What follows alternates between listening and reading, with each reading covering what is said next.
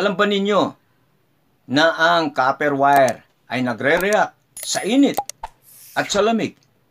Yung kuryenteng ginagamit natin sa paglilinya sa ating mga bahay ay gawa sa copper wire. Kaya kapag hindi maganda yung pagkadugtong ng dalawang kuryente natin, ito'y nagbubunga ng loose connection dahil sa reaction ng copper wire na ginagamit sa paglilinya. Kaya ito'y nagiging sanhi minsan ng patay-sindi yung mga ilaw, patay-sindi yung ating mga electric fan o kung ano man ang nakasaksak sa ating mga outlet. At ang pinaka-worst, ito'y pwedeng panggalingan ng sunog dahil sa loose connection nag-i-spark at nagpo-produce ng apoy. Kaya para maiwasan itong loose connection na ito, para ma-prevent itong loose connection, panoorin ng video ito. Ipakikita ko sa inyo ang ilan sa proper splicing, jointing, twisting ng dalawang electrical wire.